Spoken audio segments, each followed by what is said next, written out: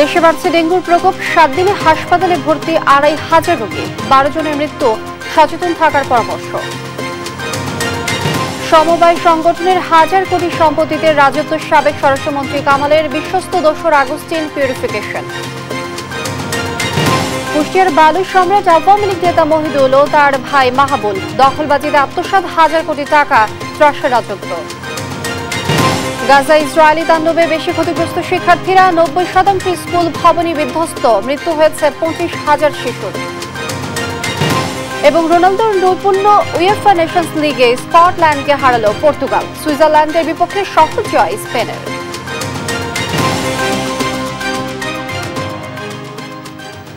দেখছিলেন শিরোনাম সংবাদ সকালের, সঙ্গে আছি আমি লিনিয়া আফরোজ। দেশে বাড়ছে এডিস মশাবাহিত রোগ ডেঙ্গুর প্রকোপ। গেল 7 দিনে ডেঙ্গু আক্রান্ত হয়ে 2366 জন হাসপাতালে ভর্তি হয়েছেন। এর মধ্যে মৃত্যু হয়েছে 12 জনের। শনিবার 24 ঘন্টায় সারা দেশে ডেঙ্গু নিয়ে হাসপাতালে ভর্তি হয় 403 জন। এ নিয়ে চলতি বছরে ডেঙ্গু আক্রান্ত হয়েছে 15,207 জন। আর 24 ঘন্টায় মুগদা হাসপাতালে আরও 2 জনের মৃত্যু হয়েছে। বিস্তারিত নূপুর মাহমুদের রিপোর্টে। দৃশ্যটি রাজধানীর মুগদা হাসপাতালে। প্রতিদিন বাড়ছে ডেঙ্গু রোগী। বেডে জায়গা না পেয়ে মেঝেতেই চিকিৎসা নিচ্ছেন অনেকেই। চলতি বছর এ পর্যন্ত ডেঙ্গুতে আক্রান্ত হয়ে হাসপাতালে ভর্তি হয়েছেন 15,800-র বেশি মানুষ। আগের বছরে একই সময়ে যা ছিল 1,40,700-র বেশি। চলতি বছরে মৃত্যু হয়েছে 92 জনের, গেল বছর যা ছিল 691 জন। রোগীর স্বজনরা বলছেন, হঠাৎ করে জ্বর নিয়ে ভর্তি হলে জানতে পারেন ডেঙ্গুতে আক্রান্ত হয়েছেন। 3 দিন জ্বর ছিল, পরে টেস্ট করালাম মেসিনার থেকে, তো ওইখান থেকে পজিটিভ আসছে। ওনারে 3 দিন পরে পরীক্ষা রিপোর্ট করলাম, রিপোর্ট করা দেখা গেছে ডেঙ্গু পজিটিভ। তখন আমরা এখানে নিয়ে আসলাম। দেখা যেতেছে পেটে খুব প্রচুর ব্যথা, পানি জমে গেছে, প্রচুর ব্যথা। তারপরে আমাদের এলাকা থেকে ডাক্তার দেখাইলাম, ওখান থেকে বললো যে পেটে নাকি লিভারের সমস্যা, ওইটা হয়ে গেছে। পরে ওইখান থেকে প্লাটিনামে কমে 86,000 আসছে। মুগদা হাসপাতালের পরিচালক জানান, এখন আর বিশেষ মৌসুম নয়, সারা বছরই মানুষ ডেঙ্গুতে আক্রান্ত হচ্ছে। বৃষ্টি শুরু হলে বেড়ে যায় প্রকোপ। ডেঙ্গু প্রতিরোধে মশা নিরোধক ওষুধ ব্যবহারের পাশাপাশি জনসচেতনতা বাড়ানোর পরামর্শ দেন তিনি। আমাদের বাড়ির চারপাশ, এমনকি আমাদের কমিউনিটি, আমাদের মহল্লার চারপাশটা যেন পরিষ্কার থাকে, সেই ব্যবস্থাটা তৈরি করা।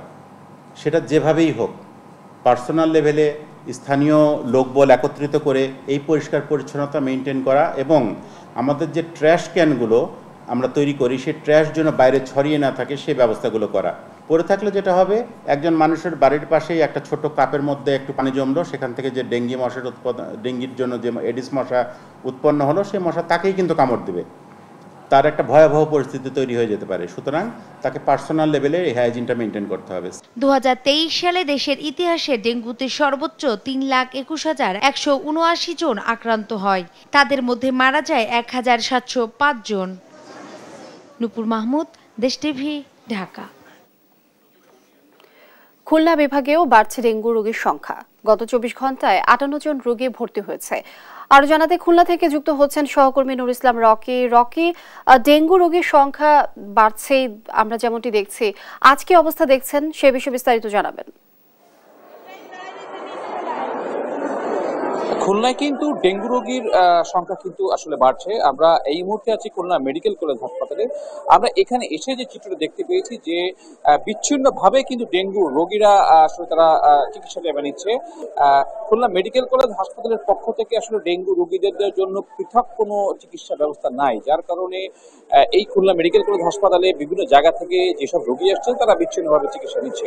আর একটু জানিয়ে রাখি, কিন্তু খুলনা বিভাগে কিন্তু গত 24 ঘন্টায় প্রায় অনেক লোকই কিন্তু ডেঙ্গু রোগীতে আক্রান্ত হয়েছে, যেটা 100-র কাছাকাছি। এবং এর ভিতর কিন্তু যশোর জেলায় সব থেকে বেশি ডেঙ্গু রোগীর সংখ্যা আমরা পেয়েছি, যেটা আমাদেরকে খুলনা বিভাগীয় স্বাস্থ্য কমপ্লেক্সকে জানিয়েছে।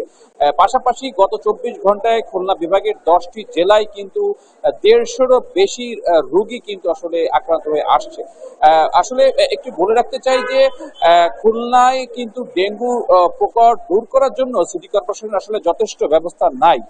গত 5 আগস্টের পর সিটি কর্পোরেশনের মেয়র আসলে অজ্ঞাত থাকার কারণে কিন্তু আসলে বিভিন্ন কারণে ডেঙ্গুর প্রকোপের জন্য আসলে কাজ ধীরগতি এসেছে বলে সাধারণ মানুষ মনে করছে। পাশাপাশি খুলনা মেডিকেল কলেজ হাসপাতালেও কিন্তু ডেঙ্গু রোগীদের জন্য পৃথক স্বাস্থ্য সেবা নাই।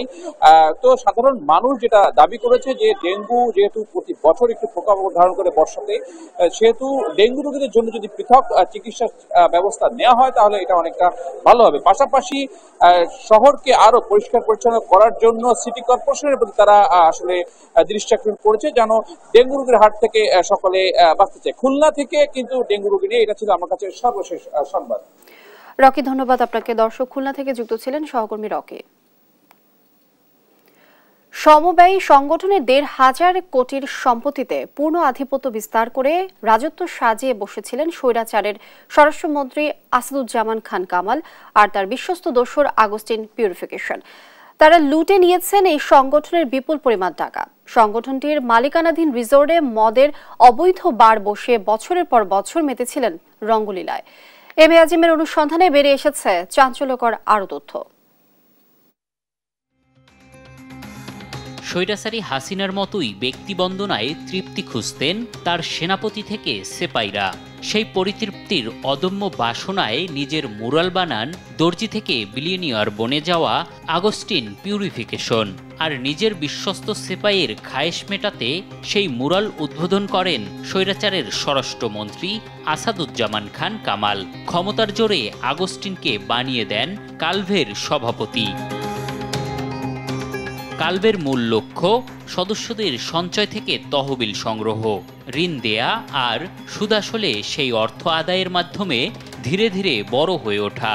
এ লক্ষ্যের দিকে সামান্য নজরও ছিল না আসাদুজ্জামান কামাল আগস্টিন চক্রের, বরং তাদের আগ্রহের কেন্দ্র ছিল গাজীপুরের কালীগঞ্জের কালভের রিসোর্টে মদের বার স্থাপন করা। আর সেই কাজ সম্পন্ন করে তারা শুরু করেন মদ বেচা কেনার রমরমা ব্যবসা। ইতিহারে প্রথম ছিল আমরা যদি আমাদের প্যানেল ক্ষমতায় যায়, আমরা প্রথমেই কালভে রিসোর্ট সেন্টার থেকে বার বন্ধ করে দেব। কিন্তু দুর্ভাগ্য, কাল রিসোর্ট সেন্টারে আমরা নির্বাচিত হওয়ার পরে বারই সবার আগে চালু করলাম। পরিচালনা ব্যয়ের নামে হাজার বা লাখ নয়, কোটি টাকা নিজের হাতে নিয়ে নেন কামাল আগস্টিন চক্র। অস্বাভাবিক চড়া মূল্যেই শুধু নয়, নির্ধারিত এক ব্যক্তির কাছ থেকেই জমি কেনার নামে কোটি কোটি টাকা লোপাট শুরু করে তারা। এসব কর্মকাণ্ডে স্বরাষ্ট্রমন্ত্রীর প্রভাব খাটিয়ে পরিচালনা বোর্ডকে সম্মতি দিতে বাধ্য করে আগস্টিন। কিছু পাওয়ার প্র্যাকটিস বা আমাদের বোর্ডের চেয়ারম্যান সাহেবের সেই আওয়ামী লীগ করা বা স্বরাষ্ট্রমন্ত্রী আসাদুজ্জামান খান কামালের পাওয়ারটা অথবা আওয়ামী রাজনীতির পাওয়ারগুলা, এটা আমাদেরকে অনেক ক্ষেত্রে অনেক স্পষ্ট কথা বলতে অনেক সময় আমাদের সামনে বাধা হয়ে দাঁড়াতো। সীমাহীন দুর্নীতি আর অনিয়মের দায় আর জবাবদিহিতা থেকে বাঁচতে কমিটির অধিকাংশ সদস্য গত 29 জুলাই পদত্যাগ করে নিজেদের পিঠ বাঁচানোর চেষ্টা করেন। তাতে থেমে যায়নি আগস্টিন চক্র। সমবায় বিধিমালা অমান্য করে আয়োজন করে ব্যবস্থাপনা কমিটির 8ম জরুরি সভার। মাত্র 5 জনের এই কোরামহীন সভায় কোঅপ্ট করা হয় 7 জনকে, জানিয়ে প্রশ্ন তোলে খোদ সমবায় অধিদপ্তরও। স্বৈরাচার সরকারের পতনের পর গত 13 আগস্ট ভেঙে দেয়া হয় আসাদুজ্জামান কামালের ছত্রছায়ায় গড়া কমিটি। নিয়োগ দেয়া হয় অন্তর্বর্তী ব্যবস্থাপনা কমিটি। কামাল পালালেও অদৃশ্য শক্তির প্রভাবে এখনও কালভ নামের এই সংগঠনে অশুভ ছায়া বিস্তার করে রেখেছে আগস্টিন পিউরিফিকেশন। কালভের সদস্যদের এখন একটাই দাবি, এই আগস্টিনকে আইনের আওতায় এনে নিশ্চিত করা হোক কালভকে পিউরিফিকেশনের পদক্ষেপ। এম এ আজিম, দেশ টিভি, ঢাকা। কুষ্টিয়ার বালু সম্রাট আওয়ামী লীগ নেতা মহিদুল ও তার ভাই যুবলীগ নেতা মাহাবুল 2014 সালেও তাদের ছিল না তেমন কিছুই। গত 10 বছরে আওয়ামী লীগের যুগ্ম সাধারণ সম্পাদক হানিফ ও তার ভাই আতার প্রভাবে শূন্য থেকে হয়েছেন হাজার কোটি টাকার মালিক। নিজস্ব সন্ত্রাসী বাহিনী গড়ে চাঁদাবাজি, টেন্ডারবাজি, জবরদখলের মাধ্যমে হয়েছেন অঢেল সম্পদের মালিক। একক হস্তে কুষ্টিয়ার বালু মহল দখল করে গড়েছেন ত্রাসের রাজত্ব। প্রতিপক্ষ দমনে ঘটিয়েছেন গুম খুনের মতো ঘটনাও। ইরফান রানার ক্যামেরায় কুষ্টিয়া থেকে নাহিদ হাসান তিতাসের রিপোর্ট। কুষ্টিয়ার 15 নং ওয়ার্ড আওয়ামী লীগের সহসভাপতি কাউন্সিলর বালু সম্রাট মহিদুল ও তার ভাই যুবলীগ নেতা মাহবুল 2014 সালেও তাদের ছিল না তেমন কিছুই। গত 10 বছরে আওয়ামী লীগের যুগ্ম সাধারণ সম্পাদক হানিফ ও তার ভাই আতার প্রভাবে মহিষের গাড়ি চালক মহিদুল ও মুদি দোকানি মাহবুল শূন্য থেকে হয়েছেন হাজার কোটি টাকার মালিক। নিজস্ব সন্ত্রাসী বাহিনী গড়ে চাঁদাবাজি, টেন্ডারবাজি, জবরদখলের মাধ্যমে হয়েছেন শতাধিক ড্রাম ট্রাক, 40টি ট্রলি, 10টি মাটি কাটা এক্সকেভেটর, 2টি স্পিডবোট সহ বিলাসবহুল একাধিক গাড়ি ও বাড়ির মালিক। একক হস্তে কুষ্টিয়ার বালিমহল দখল করে গড়েছেন ত্রাসের রাজত্ব। হানি পাতা এর শত্রুসায় থাকি এই ঘাট, বালির ঘাট হাজার হাজার কোটি টাকার একটা সম্পদ করে নিয়েছে। এই আতার হানিপের দ্বারা তাই দুইজনের সহযোগিতায় তারা এইগুলো করে তোলা শিখ পাইছে। 100 টাকা ট্রাকের মালিক হয়ে গেছে, ভাটা আছে, ভাটাও হয়ে গেছে তার। আগে ছিল 8টা ট্রাক, 8টা ট্রাকের থেকে অনেক ট্রাক বানানো হচ্ছে। তাদের দুই ভাইয়ের এ রাজত্বে প্রতিপক্ষ দমনে তারা সাধারণ মানুষের উপর চালিয়েছেন নির্যাতন, ঘটিয়েছেন গুম খুনের মতো ঘটনাও। এদের আইনের আওতায় এনে কঠোর শাস্তির দাবি স্থানীয়দের। আমাদের এলাকাতে যে রাস্তাটা, এটা বালিরঘাট কেন্দ্রিক, তো বিভিন্ন গাড়ি ঘোড়া চলার কারণে আমাদের রাস্তাটা একদম বেহাল দশা। তো এই বিষয় নিয়ে আমি জাস্ট একটা ভিডিও আপলোড করার কারণে তারা এবং মহিদুল কমিশনার এবং তার দলবল সহ এবং তার ছেলে মেহেদি সহ আমাকে ধরেন আমার উপরে প্রহার করে, আমার সঙ্গে গ্যাঞ্জাম হয় এবং আমাকে ওই সেই ভিডিওটাকে ডিলিট করার জন্য চাপ দিয়ে ডিলিট করানো হয়। এর সুষ্ঠু তদন্ত হোক, আইনানুগ ব্যবস্থা নেওয়া হোক, এবং এই অসহায় মানুষদের উপরে যেসব নির্যাতন করা হয়েছে তার দৃষ্টান্তমূলক শাস্তি হোক। তবে এ বিষয়ে কথা বলতে যুবলীগ নেতা মাহবুলকে পাওয়া না গেলেও আওয়ামী লীগ নেতা মহিদুলের দাবি এসব সম্পদ তারা গড়েছেন তার বাবার জমিতে ধান চাষ করে। হ্যাঁ, আমার কিছু ছিল না, মানে আমার বাবার জমি ছিল না, ধান লাগাতাম। এখন আমি 5,000 কোটি টাকার মালিক, 5,000 কোটি টাকার। এত কথা আমি বলবো না, আমার কেস না, দুটোকে কেস দিয়ে আমার চেক করে দেখেন।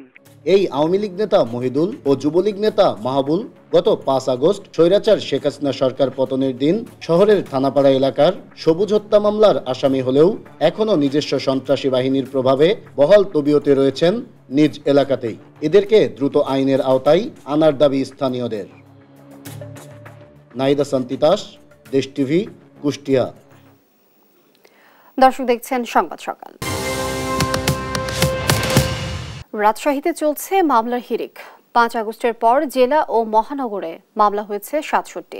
যেসব মামলার আসামি আওয়ামী লীগ নেতাকর্মীরা, দেশে ছিলেন না এমন নেতাকেও আসামি করা হয়েছে।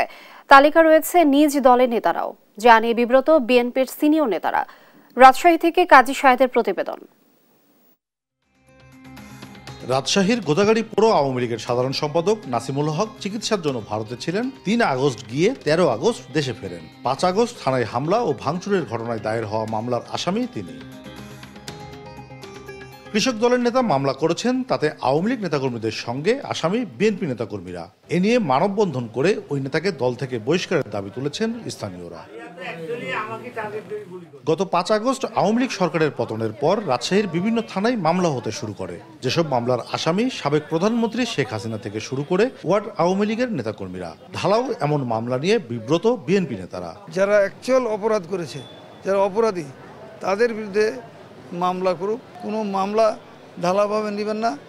এখন ভুয়া কিছু লোক, তারা যারা আওয়ামী লীগের সঙ্গে ছিল, যারা এই 15 বছরের নির্যাতন করেছে, তারা নিজেরাই বাঁচার জন্য বিএনপি লোকের কথা বলে তারা বিভিন্নভাবে ফয়দা লোটার জন্য মামলা করছে। সিনিয়র আইনজীবীরা বলছেন, রাজনৈতিক বৈরিতা ও দীর্ঘদিনের ক্ষুব্ধ মনোভাবের কারণে মামলায় এমন ঢালাও আসামি। তদন্তে পুলিশ অপরাধী চিহ্নিত করে দেয়, অভিযোগপত্রে ভুল হলে মামলা ক্ষতিগ্রস্ত হবে। তদন্ত করে নিশ্চয়ই যারা জড়িত নয় তাদের নামটা বাদ দিয়ে দেবে সঙ্গত কারণে, আর যারা আসল অপরাধী তারা থাকবে। চার্জশিটে যদি ওরকম ভুল চলে আসে তখন মামলার ক্ষতিগ্রস্ত হবে। ব্যক্তিগত আক্রোশ থেকে, একটা হয়তো রাজনৈতিক আক্রোশ থেকে এই সমস্ত আক্রোশের জায়গা থেকে এই লোকগুলোকে আসামি করা হচ্ছে। এগুলো একটা হেনস্থামূলক মামলা। পুলিশের দেয়া তথ্য বলছে রোববার পর্যন্ত জেলায় 29 ও মহানগরে 38টি মামলা হয়েছে। তবে মামলাগুলোর তদন্তে কোনো নিরপরাধ মানুষ যাতে না জড়ায় সেদিকে গুরুত্ব দেওয়া হবে বলে জানান পুলিশ কর্মকর্তারা। যদি কোনো অভিযোগ থাকে তাহলে এটি আমরা খতিয়ে দেখব এবং আইও আছে মামলার তদন্তকারী কর্মকর্তা, তারা যথাযথভাবে তদন্ত করবেন। কিছু মামলা হচ্ছে এখন, আমরা যখন এটা তদন্তের সময় আমরা অবশ্যই দেখব যে মানে কার ইনভলভমেন্ট আছে না অথবা নাই। স্থানীয় নেতাদের পাশাপাশি কেন্দ্র থেকেও মিথ্যা মামলা না দিতে নির্দেশনা আছে বিএনপির। তবে যারা নিহত ও আহত হয়েছেন এমন ব্যক্তিদের মামলায় সহযোগিতা করতে চায় দলটি। কাজী শাহেদ, দেশ টিভি, রাজশাহী।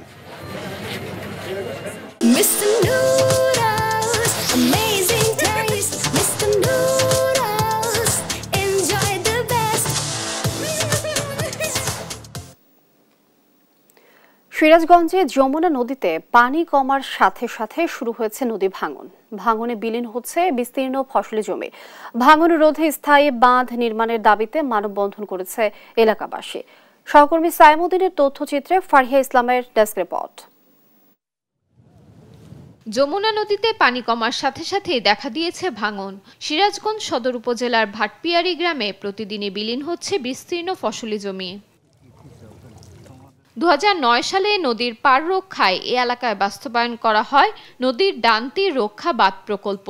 ফলে নদীর পূর্ব পাড়ে জেগে ওঠে বিশাল জমি, যেখানে আখসহ নানা ফসল আবাদ শুরু করেন স্থানীয় কৃষকরা। তবে পূর্ব দিকে ক্যানেল সৃষ্টি হয় বছর স্রোত আঘাত হানছে নদীর পশ্চিম পাড়ে। স্থানীয়রা বলছেন ভাঙন রোধে দ্রুত ব্যবস্থা না নেওয়া হলে হুমকির মুখে পড়তে পারে ছনগাছা, গুপিরপাড়া, ভাটপিয়ারি, সিমলা সহ আশেপাশের বেশ কয়েকটি গ্রাম। বিশেষ করে এখানে ছিল স্কুল, কলেজ, হাই স্কুল, মাদ্রাসা, মানে কয়েকটা মানে প্রাইমারি স্কুল ছিল, হাট ছিল, হসপিটাল ছিল, সব কিছু নদীর মধ্যে বিলীন হয়ে গেছে। আমরা গরিব দুঃখী মানুষ, এগুলো ভেঙে যায়, আমরা থাই কোন জায়গায়। আর এই ভাঙনের হাত থেকে রক্ষা ও স্থায়ী বাঁধ নির্মাণের দাবিতে মানববন্ধন করেছে এলাকাবাসী। জমিটা একবারে ডেবে চলে গেল। এই যমুনা এমন চোট, বাড়লেও ভাঙ্গে, কমলেও ভাঙ্গে। নদীর ধার যে কি কষ্ট, আপনারা যদি থাকতেন বুঝতেন যে নদী ভাঙার লোকদের কত কষ্ট হয়। তখন যদি আর যদি কিছুদিন ভাঙে তাহলে এইভাবে ইউনিয়নটাও শেষ হয়ে যাবে। কাজে সরকারের কাছে আমাদের বিশেষ একটা অনুরোধ যে আমাদের একটা ঠাই বাদ জাতি করে দেয়, এটাই আমাদের অনুরোধ। পানি কমায় ও নদীর পথ পরিবর্তনের কারণে এ ভাঙন দেখা দিয়েছে। তবে আতঙ্কিত হওয়ার কিছু নেই বলে জানান পানি উন্নয়ন বোর্ডের এই কর্মকর্তা। নদীর পানি কমার কারণে এবং মরফোলজিক্যাল পরিবর্তনের কারণে ওই জায়গাতে এখন ওই যে সৃষ্ট চর যেটা ওই জায়গাটা এখন ভাঙন শুরু হয়েছে, ভাঙতেছে।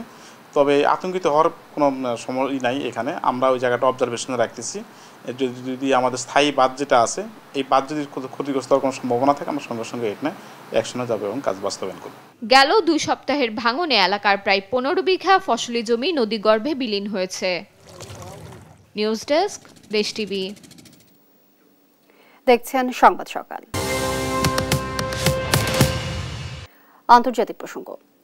গাজা ইসরায়েলি নারকীয় তাণ্ডবের মধ্যেই সবচেয়ে বেশি ক্ষতিগ্রস্ত সেখানকার শিক্ষার্থীরা। ফিলিস্তিনের স্বাস্থ্য মন্ত্রণালয়ের তথ্য মতে উপত্যকার 307টি সরকারি স্কুলের ভবন 90%ই ধ্বংস হয়ে গেছে। এছাড়া ইসরায়েলি হামলায় 25,000 শিশু হতাহত হয়েছেন, তার মধ্যে 10,000-এর বেশি শিক্ষার্থী। তথ্য 2023 সালের অক্টোবরে হামলার পর থেকে 6,30,000-এর বেশি শিক্ষার্থী তাদের শিক্ষার অধিকার থেকে বঞ্চিত হয়েছে। আরো জানাচ্ছেন আফরিন মো। একটু পরপরই বিস্ফোরিত হচ্ছে বোমা, বিকট শব্দে কাঁপছে পুরো অঞ্চল। তার মধ্যেই থেমে থেমে গুলির শব্দ। মরার উপর খাড়ার ঘা হয়ে দেখা দিয়েছে খাদ্য সংকট। প্রাণ হারানোর ভয়ে প্রতিটা সেকেন্ড কাটে গাজাবাসীর। এই যখন পরিস্থিতি, ঠিক তখনই চাঞ্চল্যকর এক তথ্য দিল ফিলিস্তিনের শিক্ষা মন্ত্রণালয়। তথ্য মতে ফিলিস্তিনে ইসরায়েলের আগ্রাসনের কারণে গত 11 মাসে গাজা উপত্যকার 6,30,000 শিশু শিক্ষা থেকে বঞ্চিত হয়েছে। শুধু তাই নয়, সোমবার ৫৮,০০০ শিশুর প্রথম শ্রেণীতে যোগদানের কথা রয়েছিল। এই হামলা শুরু না হলে এসব শিশুরা শিক্ষা কার্যক্রম শুরু করতেন, তবে শেষ পর্যন্ত তার হয়ে ওঠেনি। জাতিসংঘের প্রতিবেদন অনুযায়ী ইসরায়েলি হামলায় গেল কয়েক মাসে ৪০,০০০-এর বেশি ফিলিস্তিনি প্রাণ হারিয়েছে। হতাহতের মধ্যে ২৫,০০০-ই শিশু বলে জানানো হয়। অনেকে বেঁচে থাকলেও চিরদিনের মতো পঙ্গুত্বকেই বরণ করে নিয়েছেন। প্রতিবেদনের তথ্য বলছে, এই হামলায় হতাহত ১০,০০০-এর বেশি শিশুই ছিল শিক্ষার্থী। শুধু শিক্ষার্থীই নয়, নারকীয় তাণ্ডবে স্কুল বন্ধ থাকায় এবছর পরীক্ষা দিতে পারেনি গাজার উচ্চ মাধ্যমিক বিদ্যালয়ের অন্তত ৩৯,০০০ শিক্ষার্থী। এ যখন পরিস্থিতি, ঠিক তখনই জাতিসংঘ প্রকাশ করল আরও একটি প্রতিবেদন, যেখান থেকে জানা যায় ইসরায়েলি হামলা থেকে বাঁচতে বিভিন্ন স্কুলে শরণার্থী হিসেবে বসবাস করে আসছেন ফিলিস্তিনিরা। এই স্কুলগুলো রক্ষা পাচ্ছে না দখলদার বাহিনীর হিংস্র থাবা থেকে। এ অবস্থায় সরকারি ৩৬০টি ভবনের ৯০% এখন ধ্বংসস্তূপে পরিণত হয়েছে। ইসরায়েল পরিকল্পিতভাবেই গাজার স্কুলগুলোকে টার্গেট করছে। আন্তর্জাতিক বিভিন্ন গণমাধ্যমের তথ্য অনুযায়ী ইসরায়েলি হামলায় গেল কয়েক মাসে ভঙ্গুর হয়ে পড়েছে সেখানকার শিক্ষা ব্যবস্থা। শিক্ষাক্ষেত্রের ধ্বংস ফিলিস্তিনি শিক্ষার্থীর উপর একটি বিধ্বংসী প্রভাব ফেলছে বলেও মনে করছেন বিশ্লেষকরা। আফরিন মৌ, নিউজ ডেস্ক, দেশ টিভি। দেখছেন সংবাদ সকাল। এবার খেলার সংবাদ।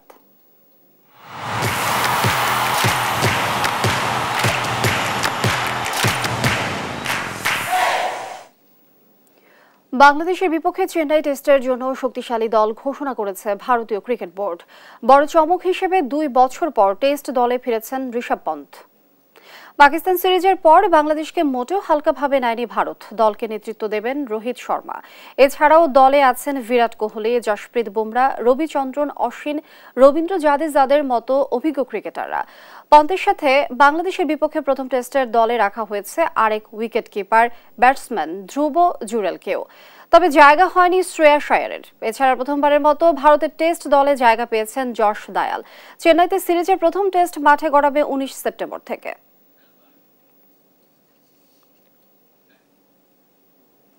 ক্রিশ্চিয়ানো রোনালদোর নৈপুণ্যে উয়েফা নেশনস লিগে স্কটল্যান্ডকে ২-১ গোলে হারিয়েছে পর্তুগাল। অন্য ম্যাচে ১০ জনের দল নিয়েও সুইজারল্যান্ডের বিপক্ষে সহজ জয় পেয়েছে স্পেন। লিসবনের শুরুতে স্কট ম্যাকটোমিনের গোলে এগিয়ে যায় সফরকারী স্কটল্যান্ড। ৫৪ মিনিটে পর্তুগালকে সমতায় ফেরানো ব্রুনো ফার্নান্দেজ। বদলি হিসেবে মাঠে নামা রোনালদো ম্যাচ শেষের ২ মিনিট আগে ব্যবধান গড়ে দেন ক্যারিয়ারের ৯০১তম গোল করে। ২-১ ব্যবধানেই ম্যাচ জিতে মাঠে ছাড়ে পর্তুগাল। রাতের অন্য ম্যাচে সুইজারল্যান্ডের বিপক্ষে ১০ জনের দল নিয়েও স্পেন সহজ জয় নিয়ে মাঠ ছেড়েছে। নেশনস লিগে নিজেদের প্রথম জয়ের দিন সুইজারল্যান্ডকে ৪-১ গোলে উড়িয়ে দিয়েছে স্পেন।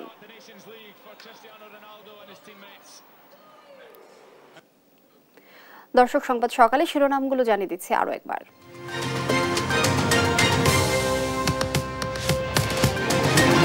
দেশে বাড়ছে ডেঙ্গুর প্রকোপ। ৭ দিনে হাসপাতালে ভর্তি ২৫০০ রোগী, ১২ জনের মৃত্যু। সচেতন থাকার পরামর্শ। সমবায় সংগঠনের ১০০০ কোটির সম্পত্তিতে রাজত্ব সাবেক স্বরাষ্ট্রমন্ত্রী কামালের। বিশ্বস্ত দোসর আগস্টিন পিউরিফিকেশন। কুষ্টিয়ার বালু সম্রাট আওয়ামী লীগ নেতা মহিদুল ও তার ভাই মাহবুল দখলবাজিতে আত্মসাৎ ১০০০ কোটি টাকা, ত্রাসের রাজত্ব। গাজা ইসরায়েলি তাণ্ডবে বেশি ক্ষতিগ্রস্ত শিক্ষার্থীরা। ৯০% স্কুল ভবনে বিধ্বস্ত, মৃত্যু হয়েছে ২৫,০০০ শিশুর। এবং রোনালদোর নৈপুণ্যে উয়েফা নেশনস লিগে স্কটল্যান্ডকে হারালো পর্তুগাল। সুইজারল্যান্ডের বিপক্ষে সহজ জয় স্পেনের। দর্শক, এই ছিল এখনকার সংবাদ সকাল। পরে বুলেটিন দেখার আমন্ত্রণ রইল। এছাড়া দেশ টিভির সর্বশেষ সব খবর পেতে ভিজিট করুন www.desh.tv। ফেসবুকে আমাদের সঙ্গে যুক্ত থাকুন দেশ টিভি অথবা দেশ টেলিভিশন পেজে।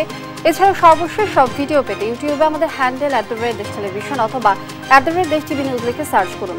এতক্ষণ সঙ্গে থাকার জন্য ধন্যবাদ সবাইকে।